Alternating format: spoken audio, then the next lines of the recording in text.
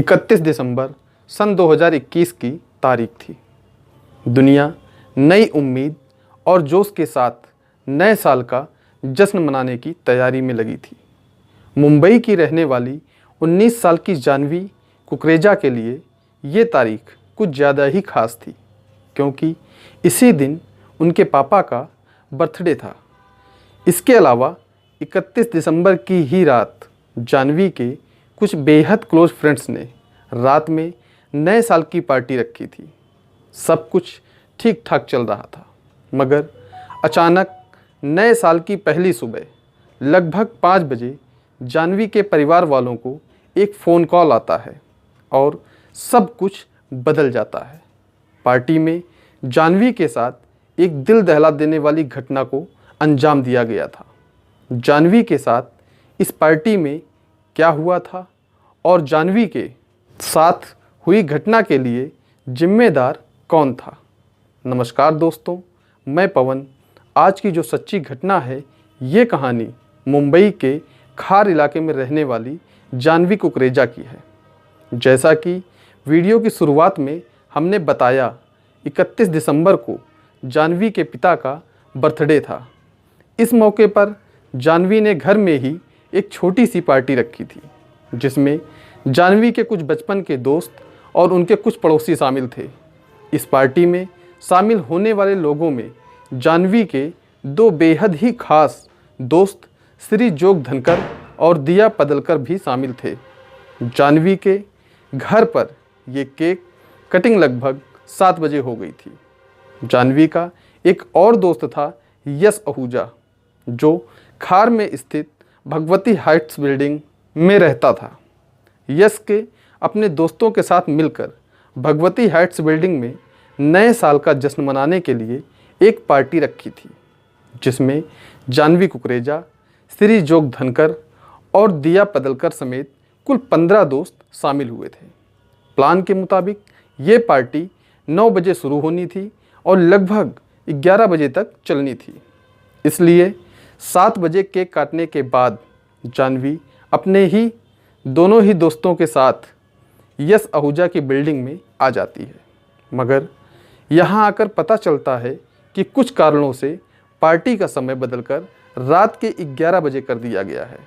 इसलिए जानवी वापस फिर अपने घर चली जाती है। घर पर कुछ देर रुकने के बाद जानवी लगभग 11 बजे अपने दोस्तों के साथ पार्टी के लिए निकल जाती है। आप सोच रहे होंगे कि आखिर इतनी रात में जानवी पार्टी में गई ही क्यों थी? तो बता दें, इस पार्टी में केवल 15 लोग ही शामिल हो रहे थे। उनमें से 5 लड़कियां तो जानवी के ही अपार्टमेंट में रहती थीं। इसके अलावा श्री जोग धनकर और दिया पदलकर की जानवी से जान पहचान लगभग 12 से 15 साल पुरानी थी, यानी ये सभी बचपन के दोस्त थे। इन सभी को जानवी के माता पिता भी काफ़ी अच्छे से जानते थे। वैसे भी मुंबई में 31 दिसंबर की रात लेट नाइट पार्टी कोई नई बात नहीं थी। इसलिए जानवी अपने दोस्तों के साथ पार्टी में आ जाती है और एंजॉय करने लगती है। वैसे तो पार्टी 1 बजे तक ख़त्म हो जानी थी, मगर पार्टी कुछ लंबी चल जाती है। इस कारण जानवी रात में वापस अपने घर नहीं जाती है। हालांकि इसी बीच लगभग 1:30 बजे के करीब जानवी के पिता उसे फ़ोन करते हैं, मगर उसका फ़ोन बिजी आता है। इसके बाद वो फिर 2:30 बजे के यहाँ, ताकि सुबह 3 बजे भी फ़ोन करते हैं, मगर जानवी फ़ोन रिसीव नहीं करती है। जो कि जानवी अपने ही बचपन के दोस्तों के साथ पार्टी कर रही थी, इसलिए जानवी के माता पिता जानवी द्वारा फ़ोन रिसीव ना करने के बावजूद ज़्यादा चिंतित नहीं होते हैं और वो सोचते हैं कि पार्टी के बाद ज़्यादा रात होने की वजह से जानवी दोस्त के यहाँ रुक गई होगी, क्योंकि ऐसा कई बार पहले भी हो चुका था। अब तारीख बदलकर हो गई थी 1 जनवरी 2022।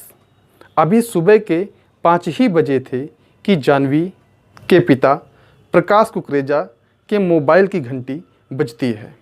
इन्हें लगता है कि शायद किसी ने नए साल की बधाई देने के लिए इतनी सुबह फ़ोन किया है, मगर फ़ोन उठाते ही उनके पैरों तले जमीन खिसक जाती है। फ़ोन पर उन्हें कहा जाता है कि जाह्नवी का एक्सीडेंट हो गया है। इस कॉल के कुछ ही मिनट बाद पार्टी में जाह्नवी के साथ ही गई दोस्त दिया पडलकर के पिता समीर पडलकर का भी फ़ोन जाह्नवी के पिता के पास आता है और वो भी बताते हैं कि बच्चों का एक्सीडेंट हो गया है, आप जल्दी से खार पुलिस स्टेशन चले आएं। समीर ये भी कहते हैं कि दिया हिंदुजा हॉस्पिटल में एडमिट है जबकि जाह्नवी भाभा हॉस्पिटल में है। इस पर जाह्नवी के पिता तुरंत कहते हैं कि जब दोनों बच्चियां पार्टी में साथ गई थीं और दोनों का एक्सीडेंट भी साथ में हुआ है तो दोनों अलग अलग हॉस्पिटल में क्यों हैं और मुझे हॉस्पिटल की बजाय पुलिस स्टेशन क्यों बुला रहे हो। इतना सुनते ही जाह्नवी के पिता भागते हुए खार पुलिस स्टेशन जाते हैं।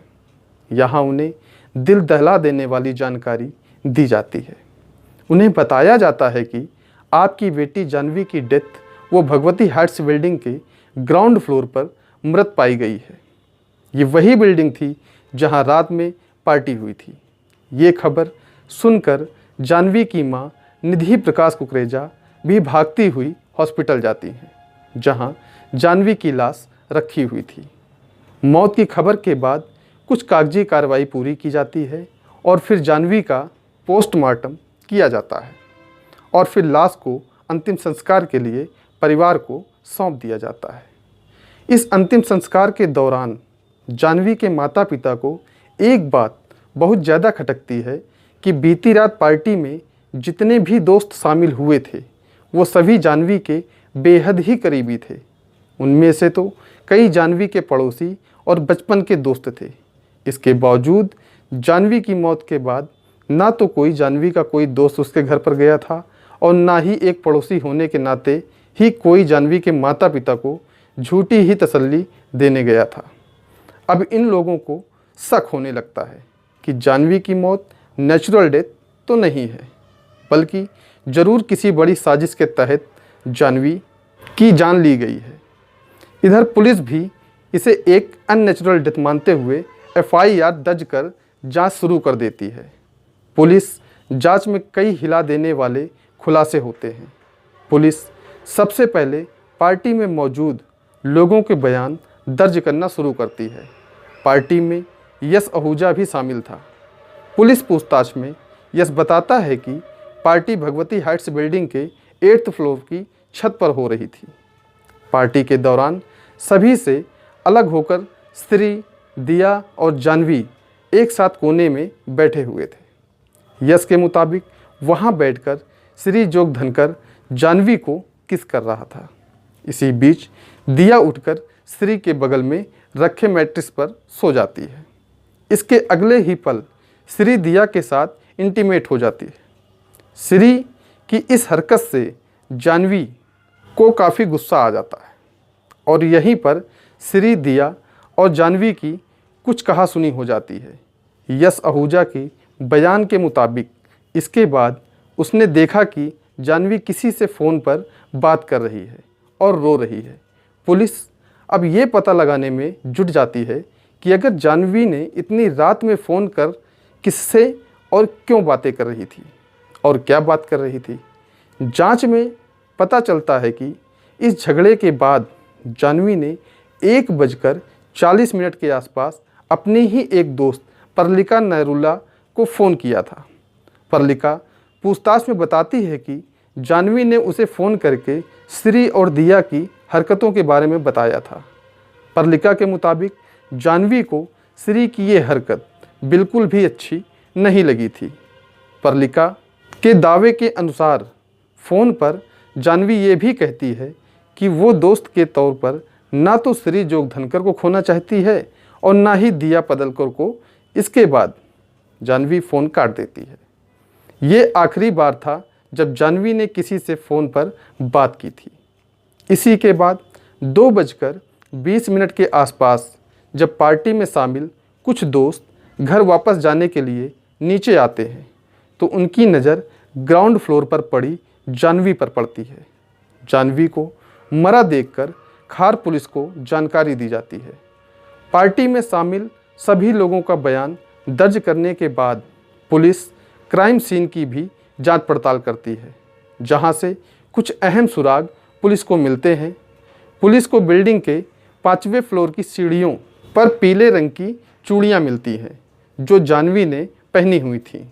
4th फ्लोर पर जानवी का एक सैंडल मिलता है, जबकि दूसरा सैंडल जानवी के पैर में ही ग्राउंड फ्लोर पर था।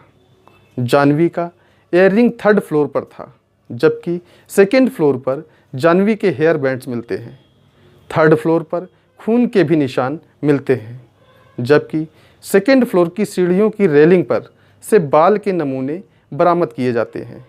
डीएनए जांच में खुलासा होता है कि खून और बाल जानवी के ही हैं।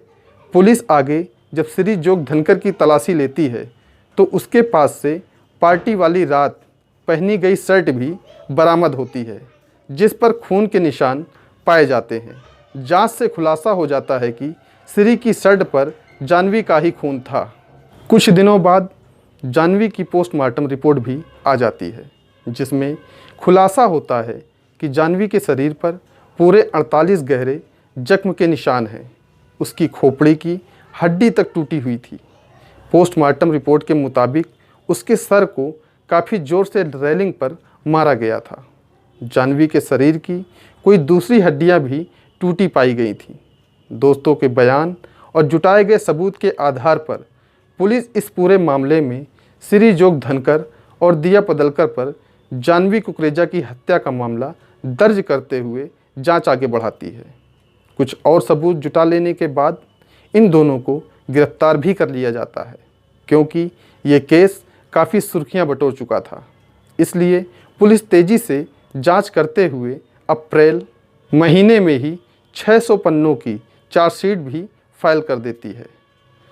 चार्जशीट के मुताबिक जानवी की मौत कोई एक्सीडेंटल डेथ नहीं थी, बल्कि उसे बड़ी ही बेरहमी के साथ मारा गया था, और उसे मारने का इल्ज़ाम किसी और पर नहीं बल्कि जानवी के बचपन के दोस्त और कथित बॉयफ्रेंड श्री जोग धनकर और दिया पदलकर पर लगा था।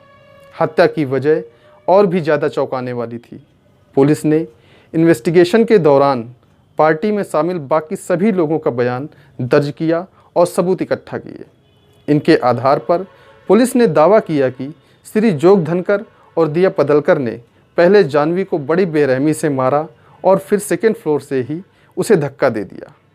पुलिस के मुताबिक हत्या की वजह लव ट्रायंगल थी। जानवी के दोस्तों के दावे के अनुसार जानवी और श्री जोग धनकर एक दूसरे को पसंद करते थे।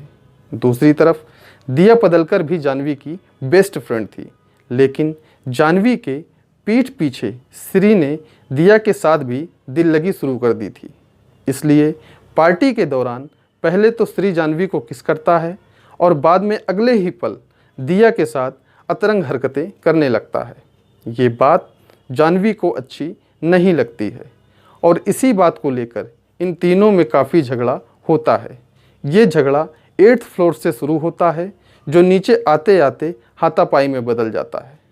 पुलिस की रिपोर्ट के मुताबिक 5th फ्लोर पर आकर इन तीनों में हाथापाई की नौबत आ जाती है तथा दिया और श्री मिलकर जानवी को मारते हैं।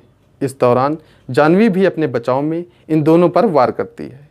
इस कारण दिया के हाथों में चोट लगती है, वहीं श्री को भी कुछ चोट आती है। इसके बावजूद ये दोनों जानवी को मारते हुए दूसरे फ्लोर पर लाते हैं। यहाँ दोनों मिलकर पहले जानवी के सर को जोर से रेलिंग पर मारते हैं और फिर उसे वहाँ से सीधे नीचे ग्राउंड फ्लोर पर गिरा देते हैं। जब जानवी के कुछ दोस्त रात में जानवी का शव नीचे पड़ा हुआ देखते हैं तो सबसे पहले वो श्री को ही फ़ोन करते हैं, क्योंकि उन्हें मालूम था कि श्री जानवी का बॉयफ्रेंड है। मगर पहले तो श्री फ़ोन नहीं उठाता है और जब बाद में कुछ समय बाद फ़ोन उठाता है तो जानवी की मौत की खबर सुनकर भी बिल्कुल सामान्य रिएक्ट करता है। जब पुलिस श्री जोग धनकर और दिया पदलकर को गिरफ्तार करके पूछताछ शुरू करती है तो ये दोनों जानवी की हत्या से इनकार करते हैं और पहले ही दिन से कहते हैं कि उस रात क्या हुआ था मुझे कुछ भी याद नहीं है, क्योंकि उस समय हम सभी नशे में थे। कमाल की बात तो ये है कि अब तक श्री जोग धनकर और दिया पदलकर ने हत्या की बात नहीं कबूली है, बल्कि ये दोनों आज भी अपने उसी स्टैंड पर कायम हैं कि मुझे कुछ भी याद नहीं है। दूसरी तरफ पुलिस को आज तक एक भी आई विटनेस नहीं मिल पाया।